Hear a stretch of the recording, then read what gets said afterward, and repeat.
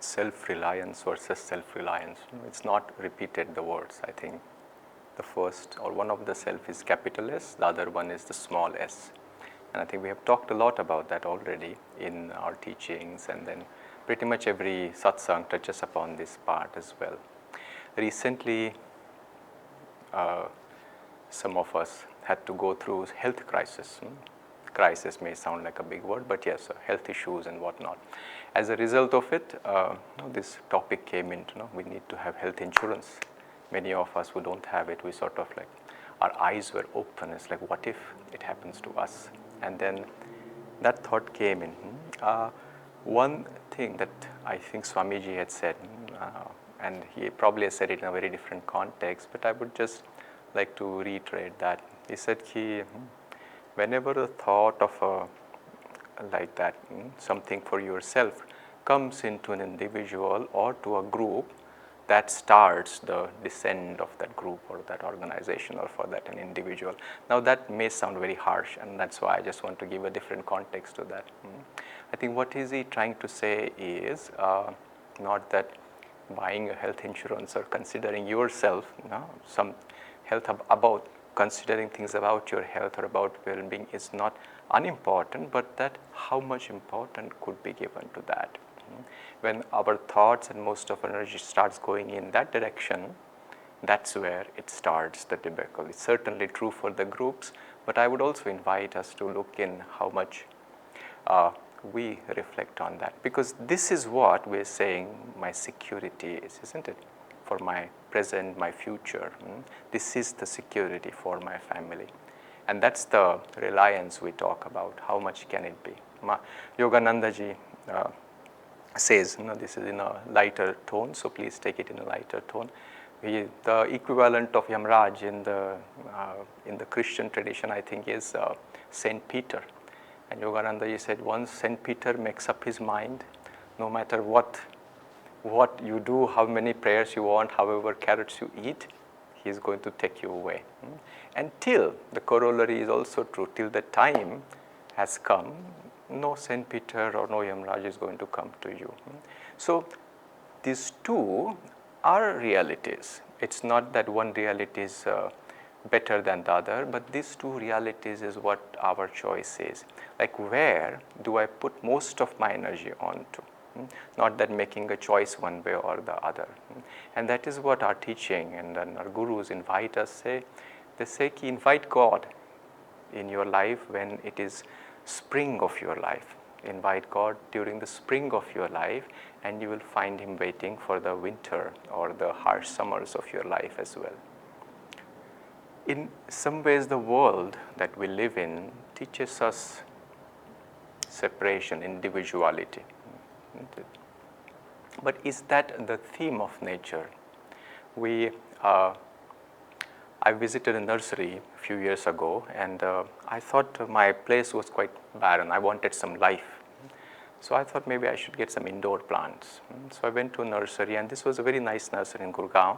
The couple which was running it, they were very in tune with nature, and then their house was just too beautiful, and then they were really nurturing and nourishing on those plants. So I liked them, and I already had this thought of getting some plants. So I got 4 or 5, and I put it up on my altar. It was very pretty, very beautiful. And they have told me how to take care of them and whatnot, and I was doing to my best. But after a week or maybe 2 weeks, in spite of me taking good care of it, some of them, they were not doing very great. So I was very concerned.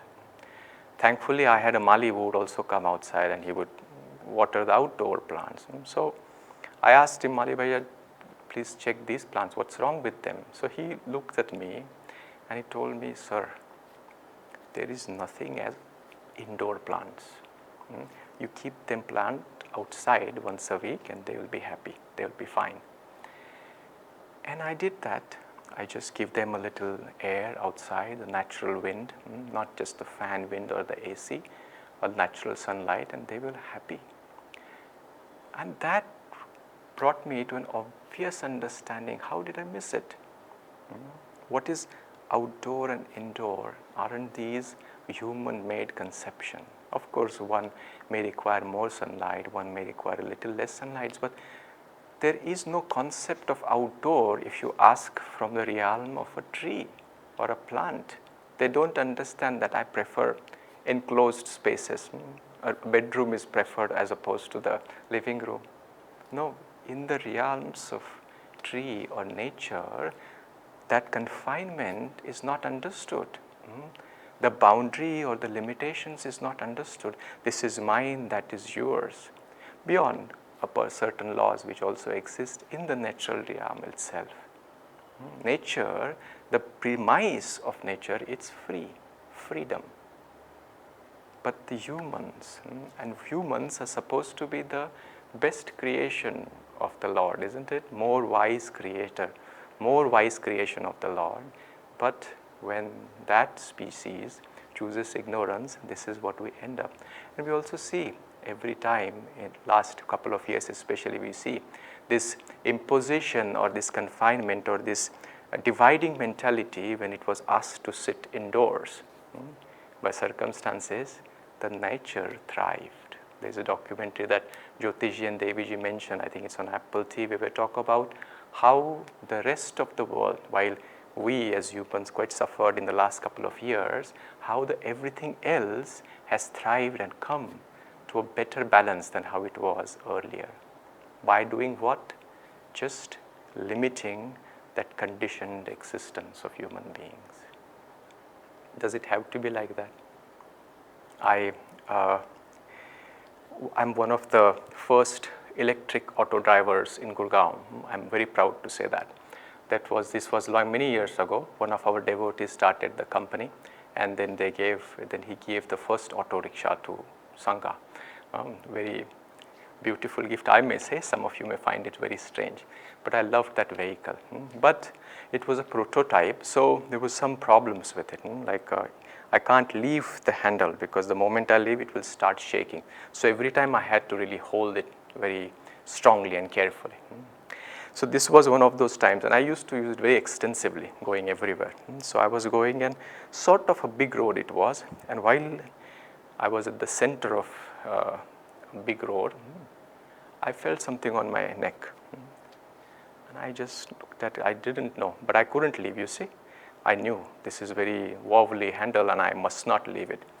And I sort of can see from the corner of my eye water, it was a lizard. And I freaked out. I think many of you would also. I freaked out to the extent I forgot about the constraint that the vehicle had demanded. I left it and I was just frantically removing her out of my body. For 2 minutes I was, and the moment I lift the handle from the vehicle, it started shaking. Middle of the street, everybody had stopped. So what's wrong with this guy? It's like he's having a seizure or something. And after some time I realized she just ran away, and then I took some breaths. One of our Mali was also there, and he came to me, "Sir, are you okay?" I said, "Yes, I'm fine."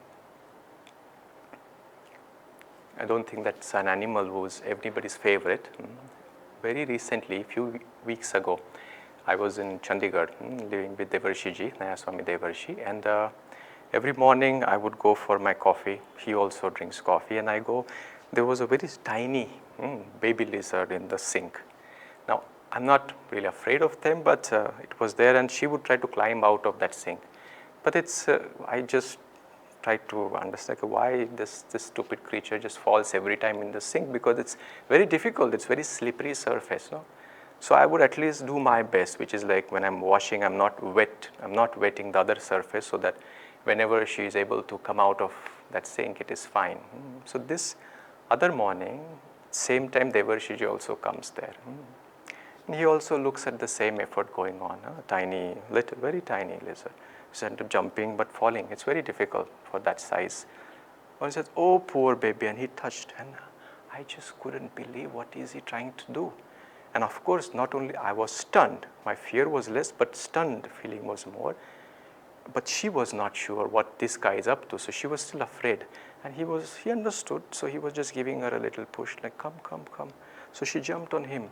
I am still like, what on earth is this going on? And then she jumped on it, and he then started washing dishes. And of course, she was not very comfortable wherever she was. She understood this is a human being, we shouldn't be there. And she jumped from there and went away. And in that moment, I just looked, I realized I wasn't afraid. I was more stunned. I was carrying this fear. Fear of what? Fear of that size lizard. For what? What has she done to me even as a child? Nothing. Just the sensation that I may not like it. But there he was, he touched it. And something within me opened up. That fear has lost. Not that I'm going and then finding lizards and then petting them here and there. But see, this is the conditioned existence I'm talking about. When we look at lizard, it's just the nuisance that we see. We look at some, I'm not criticizing anyone, but I'm just talking about the conditioning that we grew up with. And this is what the natural realm doesn't understand. We can water instead the interconnectedness. As a child, I grew up in a smaller city, so much natural, very grateful I am that I have been surrounded by nature I was. But I remember my mother calling me and showing me, look at the fox. I was not quite interested because it was a common occurrence and I had more important and interesting things to do. But one of the things was also came at a cost is a lot of snakes. They would come, even inside home there were sometimes snakes. And somehow again there was a fear about them.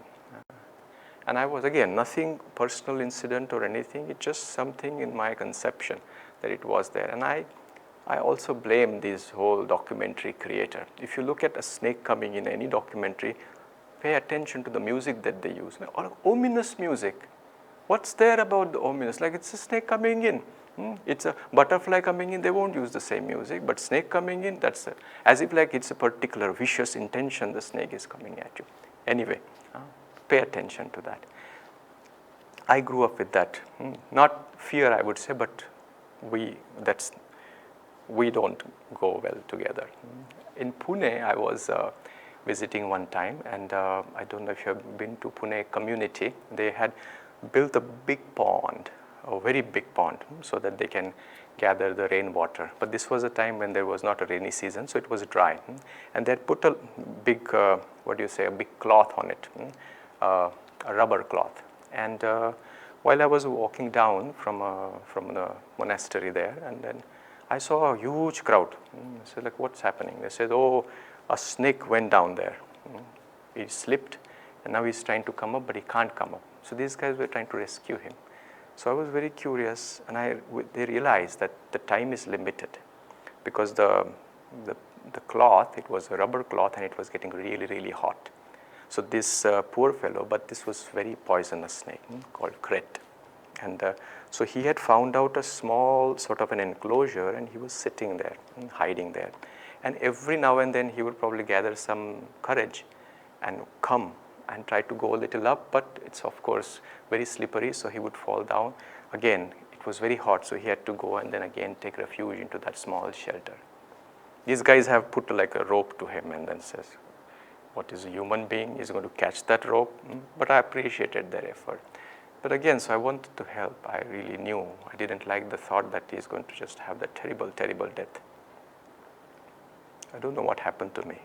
Again, I have never touched a snake in my life, not even any encounter. But I said, let's do something. So they created a big container, and they threw it down. But it was still far for the sake to understand what's happening. So I said, I will go. I can't believe I did that. But so I went down. I was still away from the snake. I had a big stick with me, and I don't know what to do now, right? I want him to just go there. So I just pushed that big container next to him, very close, very close. And I don't know, I was thinking, what can I do more than that? But in that moment, somehow there was this tacit communication. And this poisonous snake, everybody's supposed to be tremendously afraid of him, like an obedient child went and sat into that container. They pulled him up, all the way up, put him on the side. He went doing his own business. there was a moment of connectedness. What was the fear about? What was I fearing? Another story about this rescue that I'm telling you about. This is in Gurgaon. Many people, I went outside and there was this bird which was stuck on some kind of a trap, and they used this gum, terrible gum. So I think this poor fellow, there was a mouse also stuck to that. He thought probably it's a free food. So he went down, but of course it wasn't a free food, it was a trap. So one side of his wing was stuck to that, and the other side he was trying to go outside. So I don't know what to do, so I pulled him out and we were trying to clean it up. But that gum is so strong, no matter how hard we are trying. And that was the first time actually I'm touching some bird. They're very fragile. You see, like I was afraid that while I'm cleaning it, maybe I'll just pull one of his wings or something. So very carefully, but nothing is working. He would get afraid at some point and we'll keep outside, he will just run. But he can't fly away, so we have to come back again. So we remembered. We called Bindu, because Bindu's daughter we knew, she works in that field. And to our amazement, not only that she got supercharged up with that call, she called her boss. And in 20 minutes, there was a van outside our door asking, where is that bird? And we said, there it is. And that guy took the bird and he says, oh, we will figure something out. And by evening, we got a call saying he will survive. He used some paint thinner or something to remove that thing, and he survived. It was very beautiful what we are talking about. It was very beautiful to see that people, her daughter and all those people, it wasn't that it's their job, but just respecting life for what it is and in any form. It doesn't matter whether it's a small bird, it doesn't matter a lizard, it's life, isn't it? And that's the invitation. What is it that we're looking at? When we look at nature, we can look for life in that. Talk about Divine Mother. I'm telling you stories, so one more incident I will tell you. The same thing in the monastery. There is where monastery recently bought a land. This is close to another friend of the monastery. It's called Ananda Permaculture Farm. And then the lady who runs that place, she's very in tune with what the things that we're talking about. Like in the permaculture principle, they talk more about like it is not what I want from this land, but it is what the land wants. What kind of trees? What does the tree want? Where would the tree like to be? And then you look at it as if this is your own family. And through that you may get some produce, and invariably you do get produce, but the produce is not the motivating factor. It is the bringing like this entire being together. So one thing, we did a workshop with her, all the monks, they were Shiji, myself, we were also there. So she was talking about soil, and she said there is difference between soil and dust. You look at dust, this is dust, and she speaks like that very strongly. But she said, I will show you my soil, and she's very proud of that. So she just poked her finger into the soil and see, this is because soil is a living being. That's what she said. And first that struck me quite a bit, and then there was a lot of things in there. And one other thing she said, they use a lot of wood chips, and the entire portion where they were not using the soil or that portion, it was all covered in wood chips. So we asked her why it is like that. She said the soil doesn't like to be shown, she likes to be covered. It is so beautiful. We look at, we have plants at home, isn't it, in our pond, and invariably the weed grows up there. And so far, I had been looking at weed as just nuisance. Why do they come? And we have to do this de-weeding every now and then, isn't it? Every weed they come back. But when she told me it is not that, it is soil wants them to be there because she likes to be covered. We live in a country where not only human beings, but every so-called inanimate object is also considered divine. You go to Bodh Gaya, they worship the Bodhi tree. You go to Haridwar, they worship the Ganga, Mother Ganga. You go to Kailash, that mountain is an embodiment of Shiva itself. You go to the south, Arunachala, there are lots of circumambulation happens to that. Everything, let it be small, let it be big, let it be animal, let it be a tree, let it be a stone, it is considered divine because it is the reality, isn't it? Every creation, as we talk about, is teeming with life. There is an endless creation. Creativity is endless. Starting from this giant oak tree or banyan tree to a blade of glass, everything has this unique individuality. Everything has some unique characteristics. Divine Mother has taken it to that precision. Nothing is just unnecessary or random. When we look at nature, when we look at everything around us with that eye of Divine Mother, we feel a sense of connectedness. Even deeper, if you look, you will find that those qualities which every one of them has, a unique consciousness represented by every being, at times you find that same thing within yours. And in that way, the entire cosmos you can find within. Just the way when Krishna opened his mouth and Maya Yashoda saw the entire cosmos, it wasn't only reality for him, that's the reality each one of us possesses. The entire cosmos is within us, we are into entire cosmos. And when we live like that, we bring a sense of interconnectedness, sense of unity. As we just did a prayer, which is the St. Francis's prayer also, where he talks about where there is sorrow, I will sow thy joy.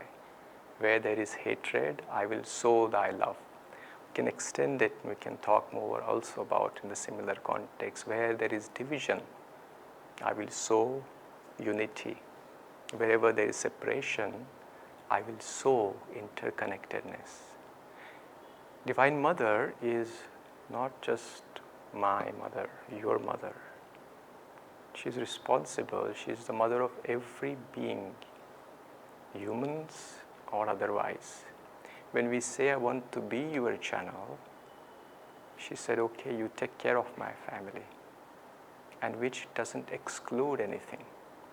And when we act as that channel, we get an opportunity to actually connect to that intelligence of Divine Mother which governs everything.